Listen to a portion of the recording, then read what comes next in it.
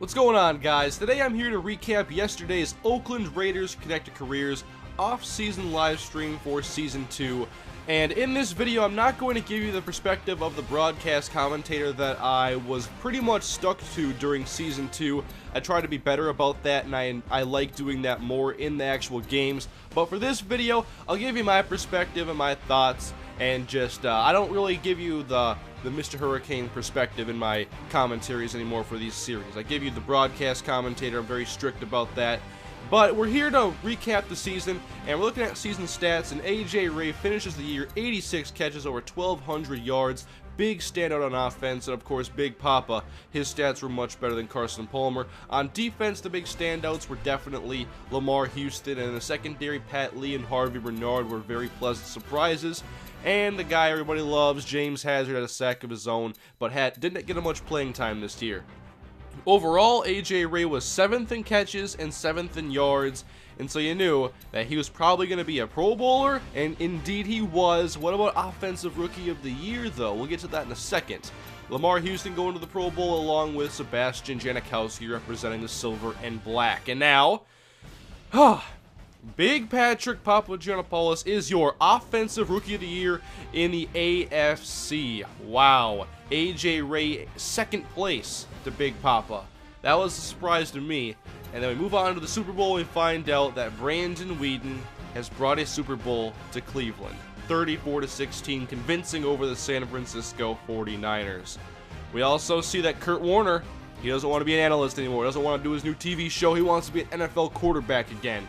But he's not in our plans. A lot of people wished he was, but he was not on my radar. So we look at contracts and the expiring free agents I had, and I've been up and down about Darren McFadden this whole series, but we have agreed to a 3-year contract with Darren McFadden.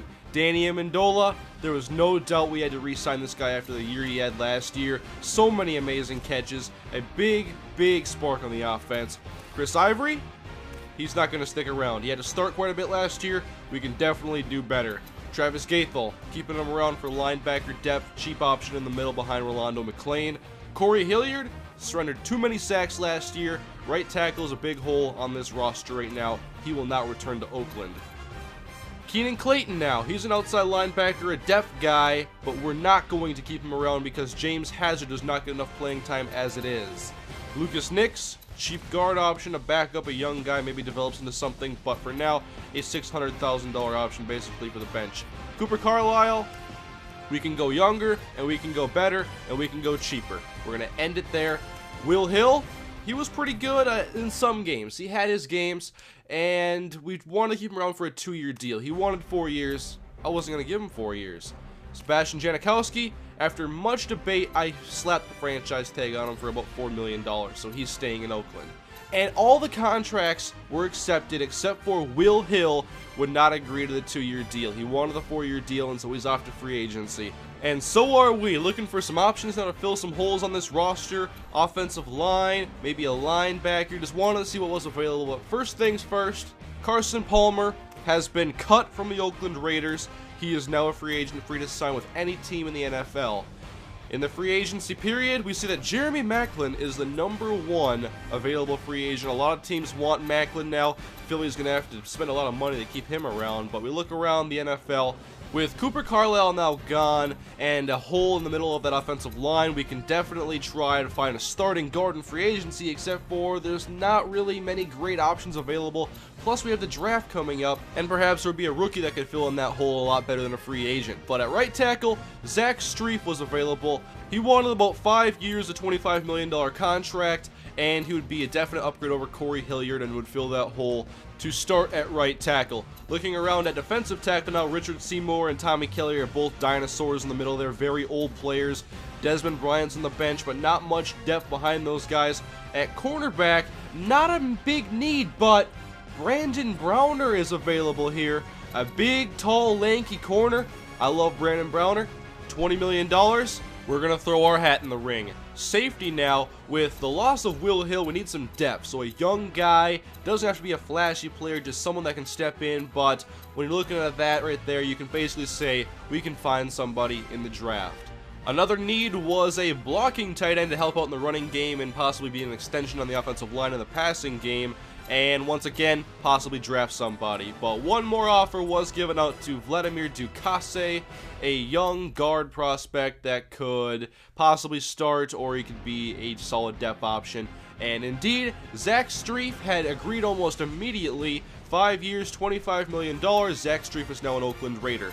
And now, since we're talking about the draft quite a bit here, we see the picks that we have for the draft: a first, a second, 2/3, a fourth, no fifth, a sixth, and a seventh round pick. So the whole thing here was, who do you take with your first picks? What is the biggest need on the roster?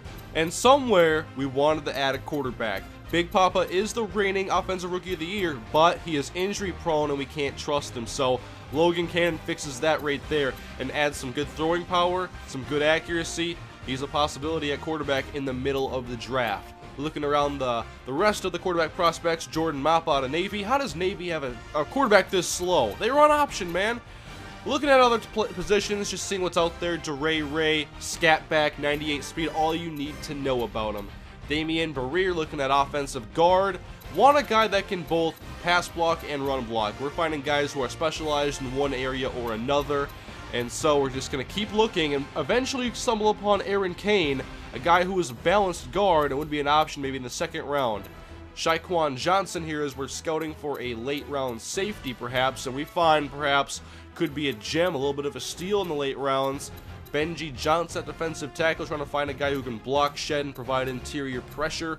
And he doesn't appear to be anything special, but Manny Smith out of San Diego State, he looks to be someone we could go for in one of the first 2 rounds. Preston Winkenwerder won Name of the Year for this draft class, as he could be another option on the defensive line. Dominique Carter at tight end, need a run blocker. Oh, we're going to forget about him now. That's not good. After being a little disappointed by the tight end class, we decided that Tom Crabtree was an effective option for a blocking tight end. Moving back to scouting, Deontay Tyson, an outside linebacker, looking to help stop the run, and wow, this guy could be something special. Oklahoma State's produced a great prospect. Another quarterback here, Tanner Hearns, look at good throwing strength, solid accuracy, deep, could be a big vertical passer.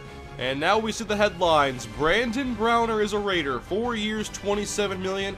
He's worth the price to add to this secondary. And now it's time for everybody's favorite part of the offseason, and mine included, the NFL Draft. Here we are.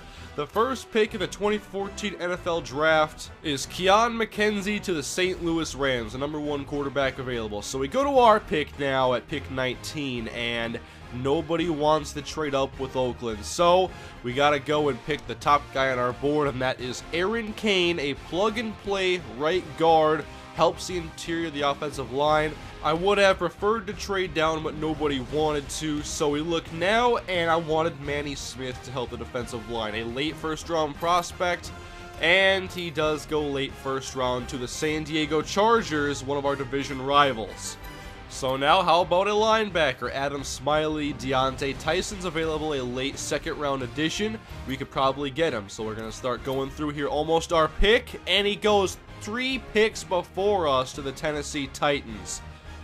So now we had to make a decision. A lot of good receivers available, but this was not a big need for us this year. So we looked through, it's basically a best player available scenario. Not a lot of great defensive tackle options, and so we're just going to go BPA all the way. DeRay Ray, a running back, the scat back, A.J. Ray's brother, has been drafted by the Oakland Raiders to back up Darren McFadden and provide some explosion on the offensive side of the football. This one's for Al Davis. Next, the quarterback everybody liked was taken by Philadelphia late second round, Tanner Hearns, and then their division rival, the Redskins, take a kicker in the second round. Good prospect, though, at least.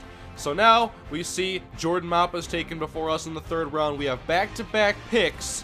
And so what do you do here in the third round? Do you go quarterback here? Do you go defensive line? We could trade down for second rounders next year, but with the 82nd overall pick in the 2014 NFL Draft, the Oakland Raiders select Logan Cannon, quarterback out of Iowa State, to compete with Big Patrick Papagiannopoulos. Things just got very interesting, and then on the next pick we decide, how about we take his college teammate, a first-round prospect, Dyron Orr, 83rd overall. a steal if he can pan out. Defensive line finally addressed in the 4th round with Will Wozlewski, and then we wanted to take a guy late. And Shaquan Johnson was taken before we could pick him up in the 6th round by the Cleveland Browns, the defending Super Bowl champions. They got a steal right there in Shaquan Johnson. So we have to look elsewhere, and a 2nd round prospect out of Notre Dame has fallen all the way to the 6th round. We snatch up Darrell Lunsford at cornerback, and then Kevin Glaude is our final pick in the 7th round. Finally took a defensive tackle. Not a great draft for defensive line at all, but we finally addressed it late. So there is the entire draft. It goes Aaron Cain, DeRay Ray, Logan Cannon, Dyron Orr, Will Wozlewski, Darrell Lunsford, and Kevin Glaude, wrapping up the draft class in 2014. So which of those rookies are you guys most excited to see? Few more moves to make here. We signed Osi Umenyiora because Everson Griffin had left in free agency. I'm not sure what happened there. I think he may have just wanted out and wasn't going to negotiate. Tyson Alualu, we waited him out and his price dropped in half because he did not get snatched in the original free agency period. So we still want to get a veteran quarterback to kind of be the mentor guy in the locker room and for these young quarterbacks. Kurt Warner's not the guy though, okay? He wants to play. He wants to be the Brett Favre. Dennis Pitta, he's been signed to compete at tight end, and Ryan Mundy is signed to be a depth option in the secondary. He'll battle in preseason for a spot. So, we're here in preseason now, guys. Coming up next, I'll post weeks 1 and 2 together in the preseason. We get our first chance to see guys like Aaron Cain, DeRay Ray, Logan Cannon, Dyron Orr. It's going to be a lot of fun. Thank you guys for watching. Leave your feedback on the offseason in the comment section. Let me know what you thought, and I'll see you guys in the preseason. We're going to get there very soon. I can't wait for Season 3.